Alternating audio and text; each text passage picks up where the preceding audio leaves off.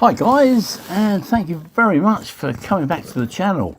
I hope you enjoy the upcoming video, and let me know in the comments if you did. You'll be doing me a great favour, and that is to subscribe if you haven't done so already. I'll speak to you at the end of the video, but for now, ciao.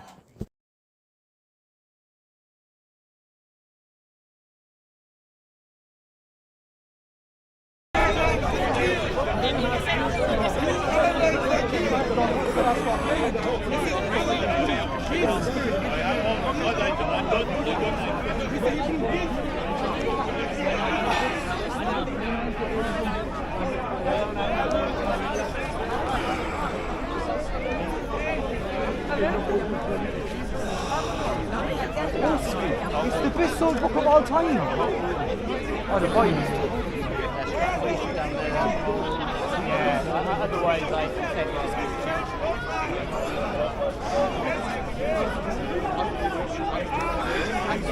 Muslims here for the Jews, like putting aside, this verse is not what Jesus came with. So that's why, to me, I say this is How's it going? Hello, How you're right. Yeah, I'm alright, thank you. Yeah, very good. You? Yeah. Not seen you for a couple of weeks. Yeah, Well, just doing a bit of travelling. protest yesterday. No, Whitehall. No, I you're didn't even looking know like. there was. Yeah, I didn't even know there was a protest. I reckon there was about 150,000 Oh, really? people there. Yeah. What were they protesting? Yeah.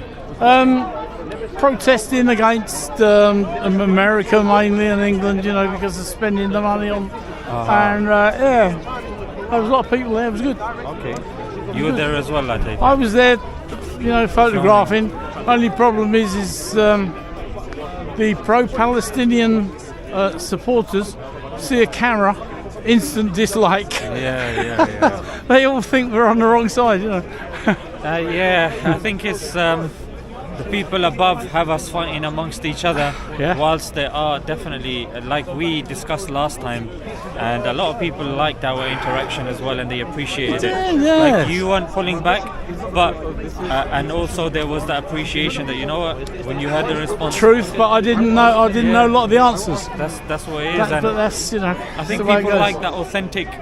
That they like that authentic interaction, as opposed to people not knowing but don't want to admit that they don't know, so it's artificial. Yes, I understand that.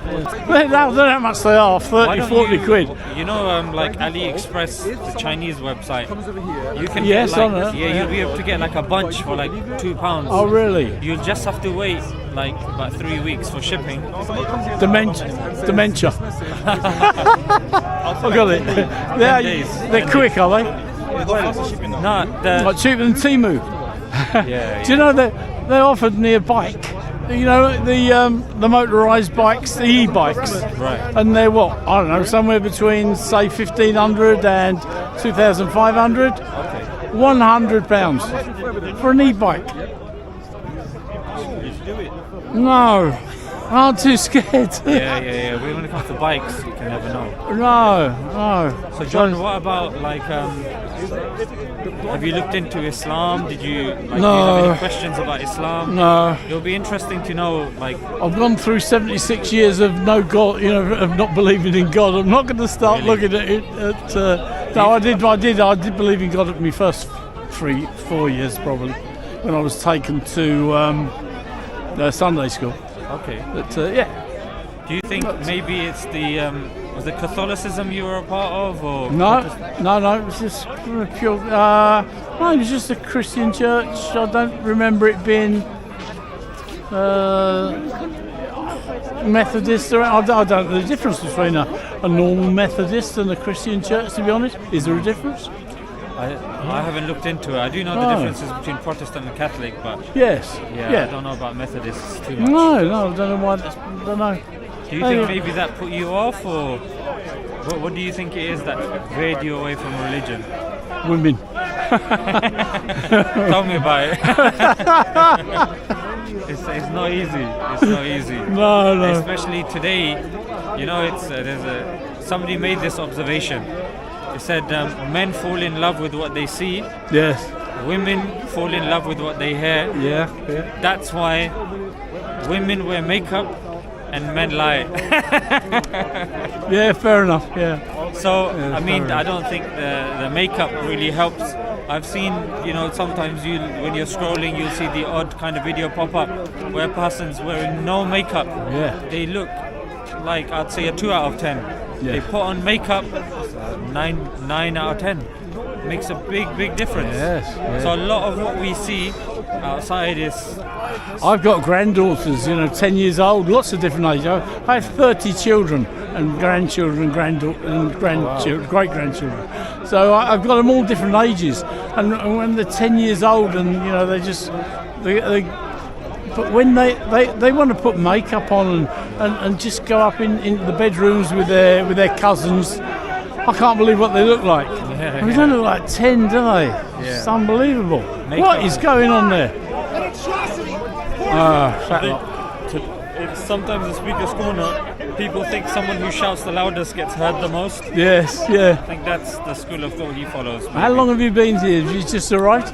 Yeah, I was here, I think it's been about half an hour. Oh, right, okay, yeah, because there was quite a good crowd over there. It was the American chap. He's got the orange hat, Christian, and he was just, pulling, or in his mind, pulling the crowd to bits, and that was a really good shout. So I'm quite interested. And vice versa, the Muslim text was trying to pull in the Bible to bits, but it got a bit petty in the end. Where it say, well, the Bible's not true because in there it says the Earth's flat, things like that. It was good fun. So, out of interest, like when you look around you and you look at the complex design, you see organisms like the butterfly and the natural symmetry, because you see the wings of the butterfly, the right and the left, there's like a line of symmetry. Yeah. You look at like our hands, hopefully. Yeah. Even if you see the stem of a plant, Yes. and you see how the leaves are coming out at regular intervals and angles. You think that's done by God, and I think it's evolving. It's plants evolving over millions of years. So that's interesting. You advocate for evolution, right? Yes. Okay. So evolution talks about how, from your side, it starts with the first self-replicating organism. That's where it starts. Yes, I'm guessing that maybe two suns banged into each other and exploded, and I don't know, an Earth was born that way. I don't know if that's possible. I'm not a scientist, but I think that's more likely than there being a God that's done it. I really do. You know what's interesting though? The proponent, or the most famous proponent of the theory of evolution, is Charles Darwin. And there's a saying of Charles Darwin, and he says, "In my wildest fluctuations, I have never become an atheist." So even though he was a proponent of evolution, at the most can be argued that he became an agnostic.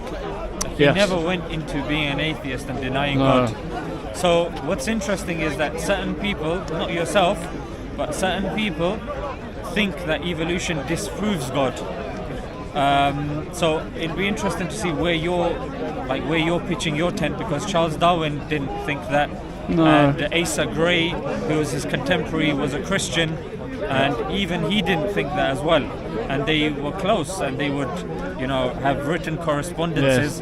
And Asa Gray said, "Look, I agree with evolution, but I'm still a Christian." Yes. So, what do you think? Do you think it disproves God, or? No, it's one of those I really don't know. I'd like to. I mean, I read the Bible many years ago, as I said, but what I'd like to do now is to read up on the science of it, and the yes, that's what I'd like to do, and I think I'm going to actually. I don't know what book, but I'm sure I can find a book on the science of evolution as well. I don't suppose they'll bring God into it, but I'd like to see that side of it. Who I don't know who does. Do you know of a book? The thing is, when it comes to evolution, even these secondary school texts, even they talk about evolution as well. So it depends on the level of complexity you want to look into. Yes. And there's a lot of material out there for evolution, but evolution starts with the first self-replicating DNA. But then the question arises, where did the first self-replicating DNA come from? And that's when you need to say, okay, before evolution, then it comes down to the Big Bang, right? What about if we find plant life, animals on another planet? Would you say that's God that's done that on a different planet somewhere up in the up in the sky there somewhere? So typically, I think there's a theory. I've forgotten. It's like a really panspermia. I think that's what they call it, called seeding life on Earth. But then, John, it's like rather than dealing with where did life come from on this planet, I think we're just pushing it on somewhere else. We're just pushing the burden elsewhere. So we're saying it didn't come from here, it came from that planet. But then the question still arises, where did it come from on that planet? Yes. I wasn't actually suggesting that our life would be the same, would be even related to another planet's life. Just too far away, and I don't think the dust particles with these little seeds in or little sperms are going to get here or go there. So I'm thinking, well, is it just another planet that's evolving its life, or is there a God that's interested in another planet, maybe to take us to in years to come when we bugger this one up? I think the reason why we don't accept that is because our definition of God is, if you look in, I think, chapter 1, like Surah Ikhlas, it's like the third chapter from the end of the Quran. It's only like 3 lines. And that's our definition of God. Say He is God the One, so we believe that there's no multiplicity of gods. Yes. He's independent. Yes. He does not beget, nor is He begotten, and does not like Him. So what we say is that even if there is another life on another planet, if that life is dependent, it can't be God. Because God, by definition, is an entity that is independent. I'll give you an example. So would it be another God? So I'll give you an example. So our definition would be like this. It is a bit of philosophy. I'll delve into Western philosophy. Yes. So there's something called infinite regress. And I'll break this down. Anytime you don't know, feel free to interrupt and say, this is going beyond me. And then I'll break it down as best as I can. All right. So I'll try. Yeah. And I'll try to keep it as engaging as possible. Yeah. So we are dependent. Yes. We're dependent on food, we're dependent on water, we're dependent on electricity, we're dependent on other human beings. That thing that we are dependent upon is also dependent. Yeah. Right. Like you're dependent on your mother, she's dependent on your grandmother, she's dependent on your great grandmother, so it goes on. So our argument is there's 2 options now. Either things go on for infinity, Which it looks like. or there has to be an end to that chain. Can't see that though. Can you? I mean, just. I'll tell you which of the 2. You're not going to fall off the end, like they used to believe the Earth. You get to the end and you fall off.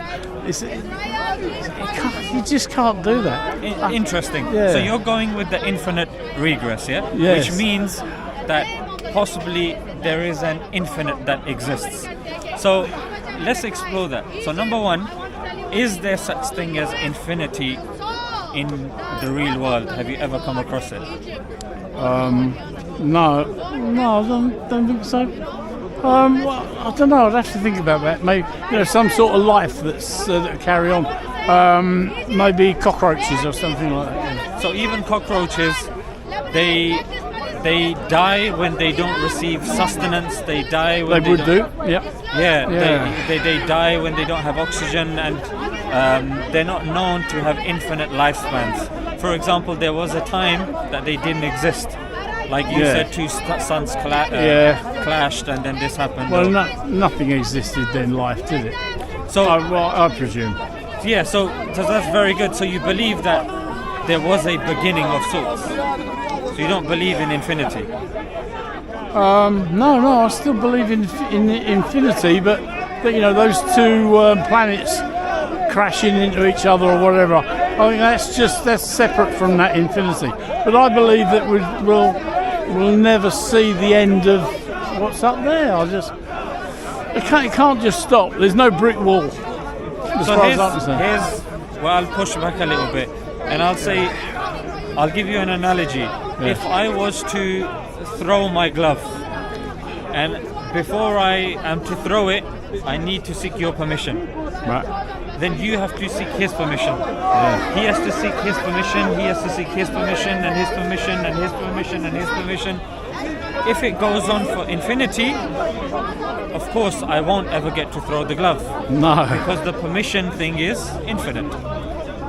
For me, if I was to ever throw the glove, that means there is an end to that chain. That chain ended somewhere, and then the answer came back, yes you can, yes. The answer is just don't ask permission, just throw it then. Exactly. But let's say, for the purpose of this analogy, if permission was the prerequisite. So similarly, for us to exist and be dependent, we're dependent on something else, we're dependent on something else, that's dependent on something else. If that's the case. Yeah. There has to be an end to that chain, otherwise we wouldn't exist. No, I just can't see it. I'll tell you why. It's like, for me, that is like, in a way, that's like if there's a God. Can't answer it, you can't see the end, and I can't see that there is any proof that there is a God. Same as I can't see any end to that infinity, where it's infinity as far as I'm concerned. Difficult one. I can't give you the answers. Yeah, no problem. I'm just getting you to, like last time when you went thinking. Back. Yeah. That's all I ask. That there might be certain things that you might go, that was interesting. Let me look into it. So I'm going to now. I'm going to get on. I don't know what book. Whether it's a library book, maybe. I don't know. I actually fancy a book which would be partly on the both ideas, whether there is a God or whether there is, all the earths of, what was the word we were looking for? Sorry. Where it's just grown, evolved. Yeah. So it'd be great if there was a book that put both sides to it in the one book, and you could read it. I don't know if that exists. I doubt it. That book. Yeah, there are certain books. I mean, there's a good book by Stephen Myers. He takes the scientific side and he takes the intelligent design side. He's done a good job. John Lennox, he's a Christian. He's done that. Hamza Soutsis, he's a Muslim. He's got a book called The Divine Reality, in which he takes biology, philosophy, but he puts forward the Islamic argument as well. Yeah. But here's the thing, John. If we just take the West here and we just look at what the West has said and done, if we look at Western philosophy, you've heard of Aristotle, right? Yes. So Aristotle, Plato, Kant, Locke. Don't know all of them. Yeah, maybe some of them. No. They're all Western philosophers. Yeah. Descartes, Spinoza, Leibniz, Hegel, Really. Berkeley. All of these are Western philosophers. So what's the percentage that believe in religion out of those? So all of the ones that I mentioned, these all believe in a transcendent being. Now they have different definitions of God. So the question, I think, when it comes to, is it? Should we just move that? Yeah. Argument? Yeah. Oh, yeah.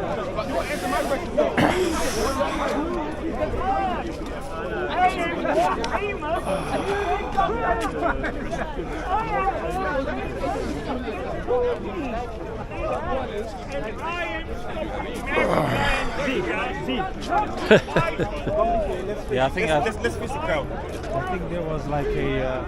Just getting going. The police have turned up, so that you know something's going on. Police are typically here nowadays. Yeah.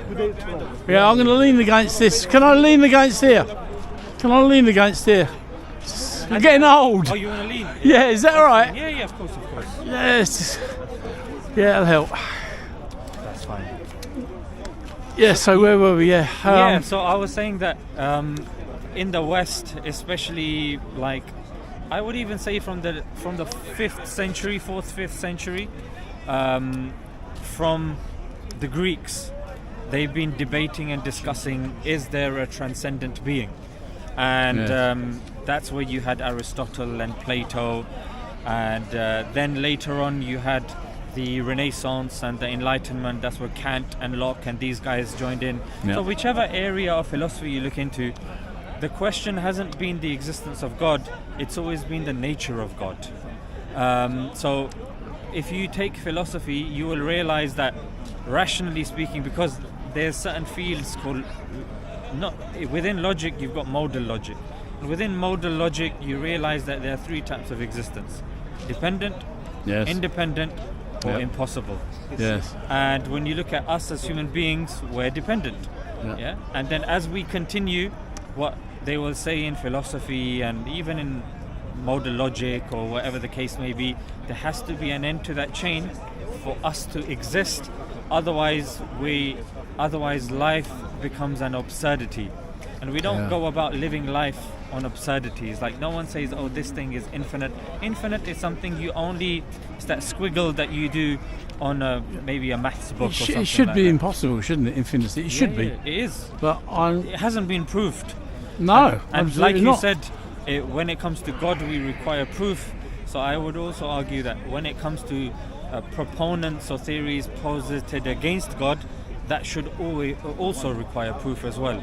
So if someone posits an infinite universe or posits infinity, I would say that requires evidence, just like God requires evidence. And because it doesn't have evidence, I would say it shouldn't be part of the academic part of the conversation. It could be the backdrop. Maybe we're working on it, maybe we don't know, or this or that. But how we are now, I think all of the philosophers that I mentioned, whether it's Christian religions or Muslim religion, we all agree that there is an entity.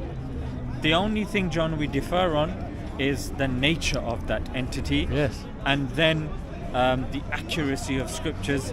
But even before we get to that, I'm saying that even when you look at the complexity of everything, and let's just say there were 2 things, because I was looking at the Big Bang also, and the Big Bang, the nature of the Big Bang, even though they call it a Big Bang, initially there was something there. There wasn't nothing.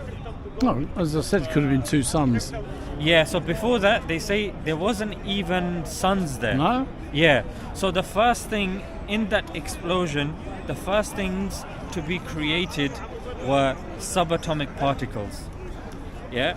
Then the subatomic particles reacted with energy, like photons, like light energy. That then created matter and antimatter. And I don't want to bore you with the details, you can check that yourself. But the point that I want to... Water probably, because water or ice has got even the predating water, because you had initial 2 elements were hydrogen and helium. So even like before that, yes, because because the atmosphere has got to be born as well. Exactly. So if 2 planets crash, there'd be no water, no ice. But once an atmosphere, starts to be, that's where your water and ice will come. But here's the question: if I take your analogy of the 2 planets crashing, where did the planets there'd have to come be from? suns. Well, there's probably billions of them out there. It's just 2 of them crash together. I mean, we can already see. We know we're talking about the Big Bang, right? Yes, I know. Yeah, but even now we can see other planets. And for all we know, they might have come off that same one Big Bang, or could have been other things produced them. I don't. So all of these planets are. I'm not saying they come from the same 2 suns. No. Oh, so you think there were maybe multiple Big Bangs? Possibly, yeah. Over the billions and billions of years. I'll tell you what I'm interested in discussing with you. Yeah. Miracles. Now, because God is, I was going to say God is blamed for the miracles, but God is put down as producing the miracles, because so many of them. so many of them proved not to be miracles. I mean, I was in Ibiza when they had the tsunami, and it didn't affect the Mediterranean very much. But what happened is I was sat there in a restaurant up high, and suddenly the bay emptied. There was no water at all, just totally emptied. And about 15 minutes later, the sea came back in. I mean, when you look at the seas parting, 2,000 years before Jesus, wasn't it? I think.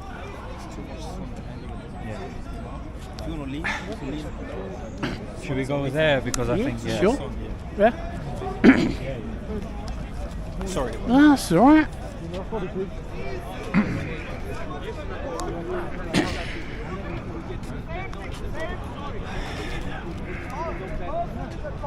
Is it better over here? Is it better over here? Is it? I think it was better. Oh, maybe the sun or something. I don't know. Isn't that just as bad? But it's got to be better for you, I would think, with the sun behind. No, the sun behind is better. Not so good for us, but it doesn't matter. It's not that bad. No, don't worry about Is it. it in your face? Not bothered. So you were saying Yeah, miracles. miracles. Yes, I mean going back to the idea that, as I say, was it about 2,000 years before Jesus, when the seas parted and they walked through? Okay. Yeah, that's the sort of thing. I don't know. Not real, was it? But here's the thing, John. Surely, if a person believes in God, isn't God more impressive than the parting of the sea? Believing in an all-knowing, all-hearing, entity that has created everything.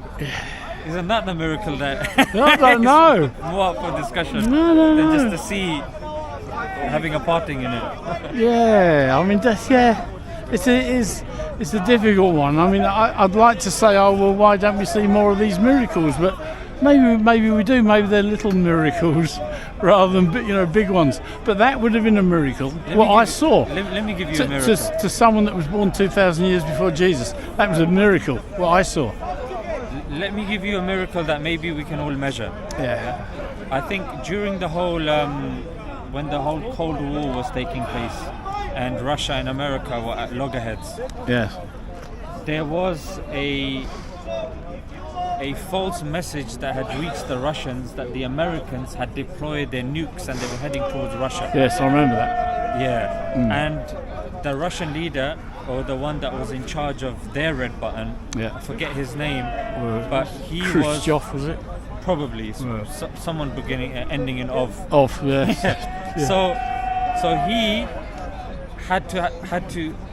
There was that split-second decision that he had to take, whether to retaliate or whether to discard it and say, you know what, it's probably an error. Yeah. And they're saying the fact that he opted for the latter and said, that's an error, that saved us from pretty much Armageddon. Yeah. So, But it's the right thing to do, though, because let's just say whenever Khrushchev pressed that button, it was going to be too late. So if he'd pressed it in right at the start without seeing those rockets or whatever coming over, that would have been a mistake. For me, if I was in his place, I'd want to see them rockets, and then I'd press the button. You can still, your rockets are still going to go and blow up America and everywhere else. It'll still have the same effect, but that way you're sure. I think that would be a miracle. I don't think it was Well, a that's miracle. what probably did happen, because he waited, didn't he? And the rockets never came, so he didn't press his red button. I would say, like you mentioned the fact that you've got 30 children and grandchildren, and if you look at statistically the amount of stillbirths that take place and amount of sterile people, and you see our foods, GMOs and Yes, all of I've been that. very lucky that way. Nothing. So I would say the childbirth itself is a miracle. Sometimes us having near-death experiences, they're miracles. But as Muslims, we believe that miracles happen. The miracles that we speak of in Scripture, that happens only to prophets. We do believe as Muslims in lesser miracles. They're called karamat. Yeah. So they happen. They are also miraculous events, not at the level of prophets, but they do happen. And you probably see that in news, and unfortunately the way society has it is there are certain words that are used like coincidence. Yes. Oh, that was, oh, what are the chances? Oh, that was deja vu. Oh, that, what, you know what I mean? Yes. So Yeah, there are certain you're right. words that kind of polish over the miraculous nature of these things. Yeah. And they do actually happen. And another thing, I think, just to build on what I said, is if you do believe in an all-powerful God that has created and maintains everything, surely it makes sense that there would be miracles that follow afterwards, Sorry. as opposed to no miracles Yeah. that follow, isn't it? And the other thing, though, that bothers me is that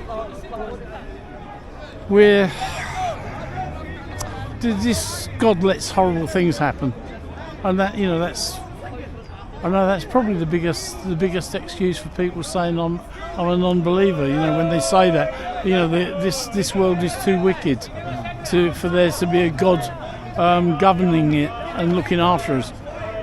It's too many horrible things. For me, anyway. You know, it's not the only reason, but. So this I is just a wanna- very interesting. You're absolutely right. This does get brought up. I mean, a lot. I'm not new for saying that. You know, I've heard Yeah. it. I've heard it. You know, obviously so many times when it's been discussed. But there's two words that I think do justice as a response to this argument. And those words, even though it's technically one word, it's free will. Now here's the difference now. Yeah. God has given us free will. That means we are agents of choice. We make our own choices in a lot of things. Yeah. Yeah, not in everything, but in a lot of things we make our own choice. If God is now intervening and stopping bad things from happening, Yeah. that means that we are no longer agents of choice.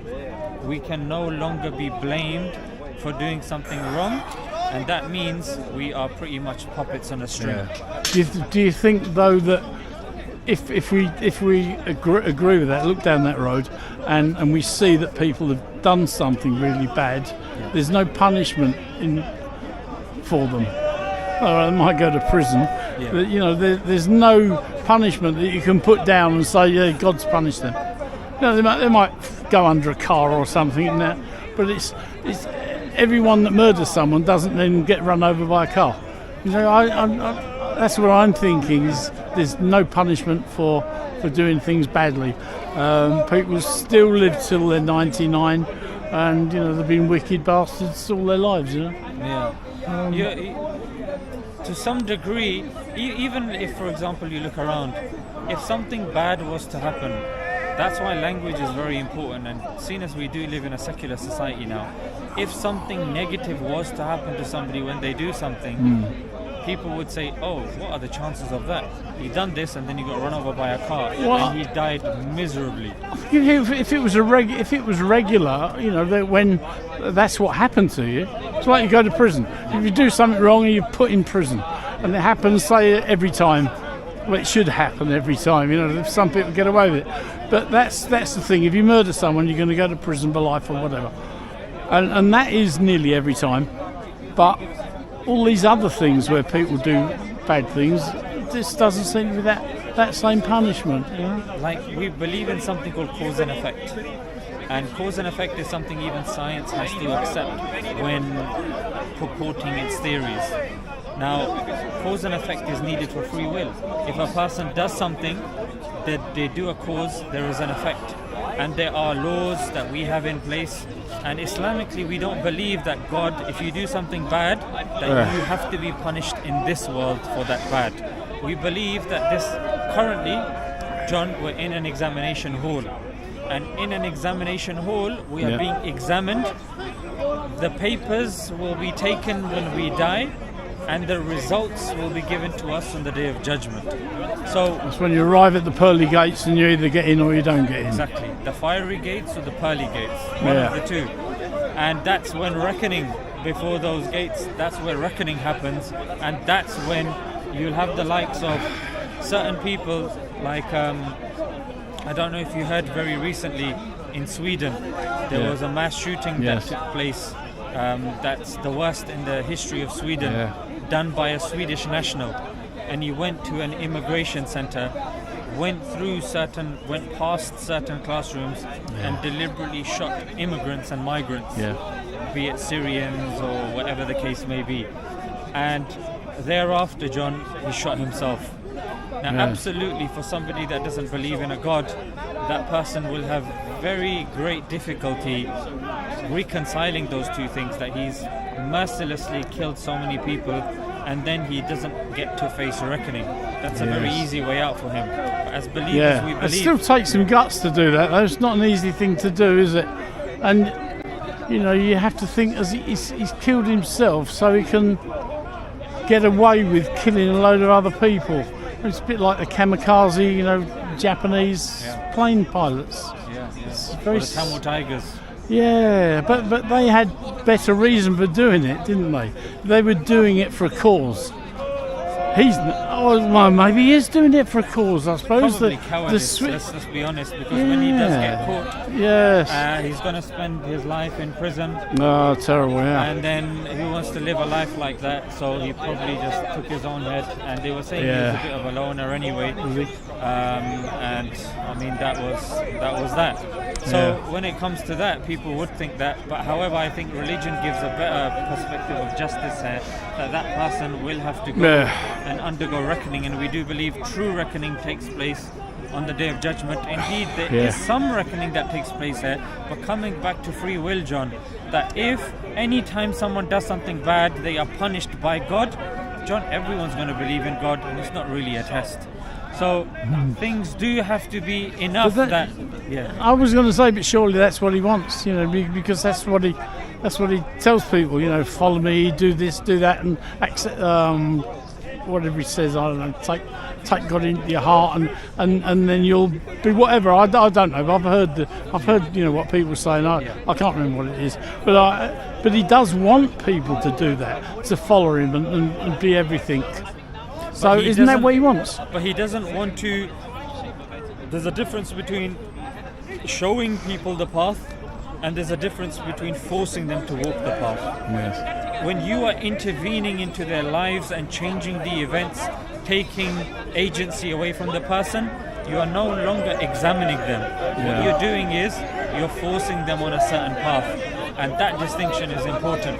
That God presents the path, but ultimately the choice will be ours. That's why when people say that, we want more involvement from God, that means that now agency is being taken away, and that choice of, is there a God? Let me look into it and let me analyze what's there and this and that. No, it's obvious. Anytime someone does something bad, a lightning comes and the guy loses his head. Of course there's a God. Case closed, finished, that's it. So there's more at play here.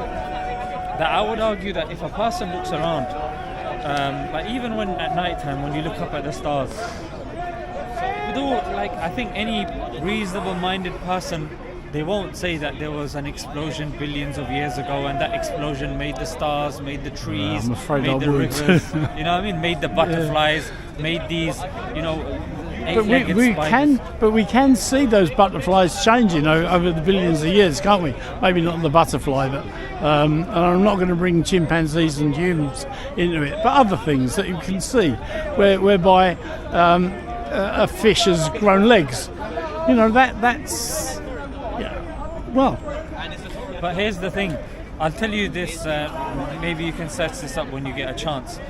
There's an assumption in science called homology. Homology... I don't know that word. No problem, I'll explain. So homology means that just because two species or two creatures share similar characteristics, therefore they'll evolve from each other. This is an assumption.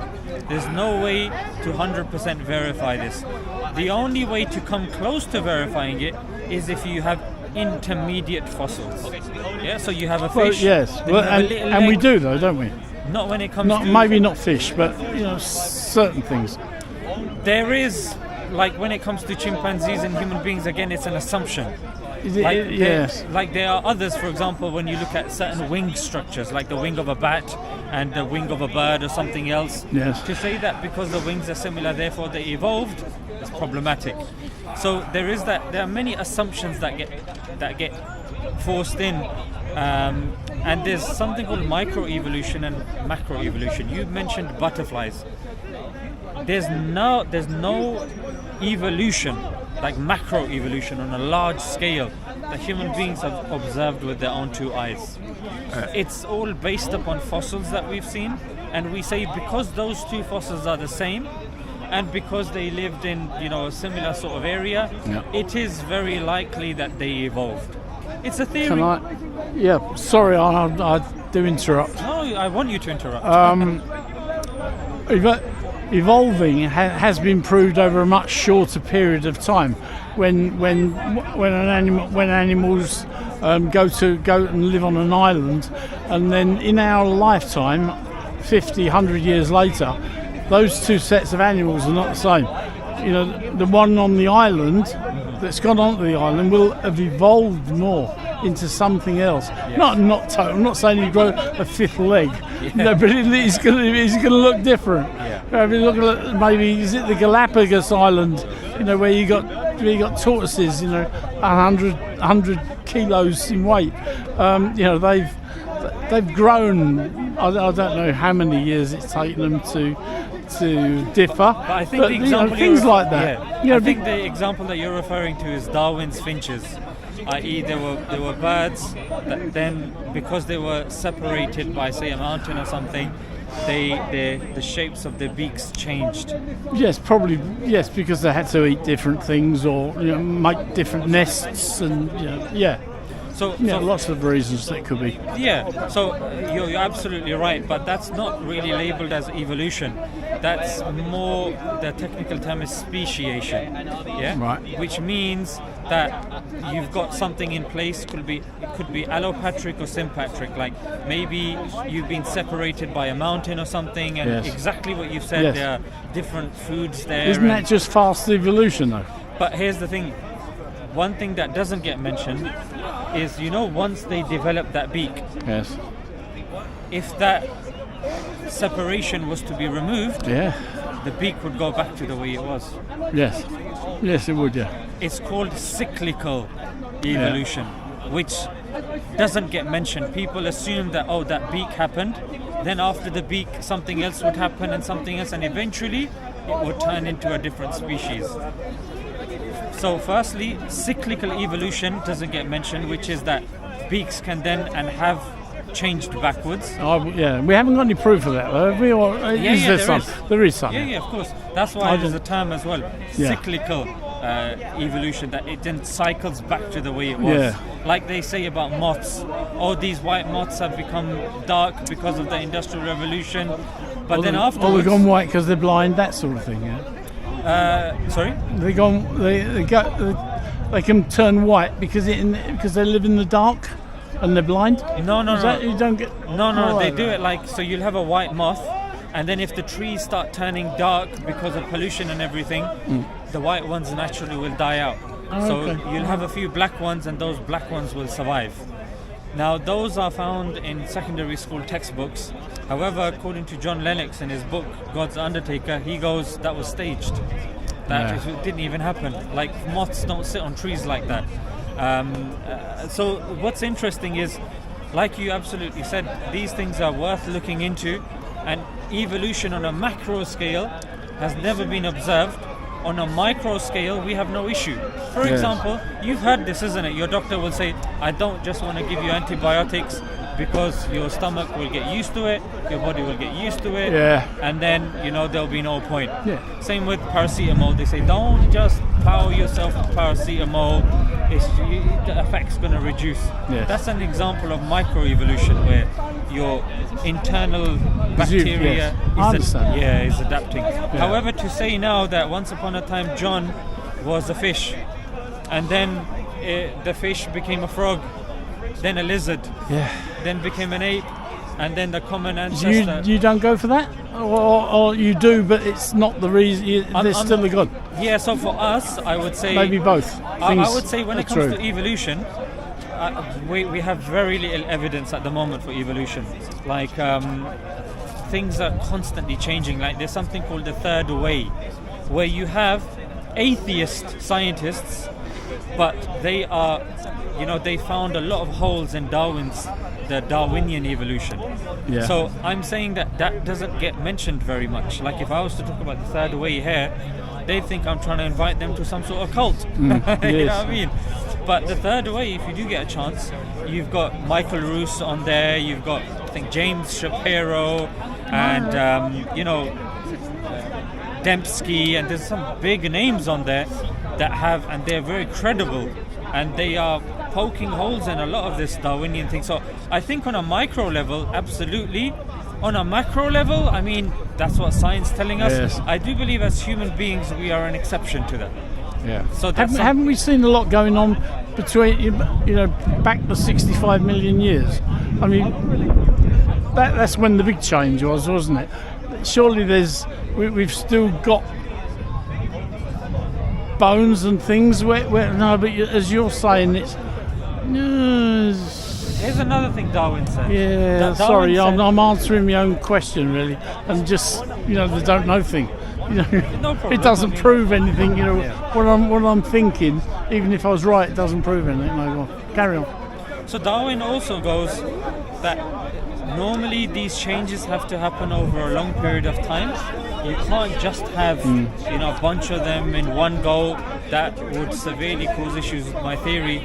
It's got two words: Cambrian explosion. And if you search that up, in one time, so many species came. So, like I said, it's the best theory that science pushes forward. I do think there are people that are doing a better job, like the third way. Yes. They're not even believers in God, to be fair. But the theory of evolution, even amongst academics, is under a lot of scrutiny. And Richard Dawkins, who's a very prominent atheist, says himself, if tomorrow we found other observations,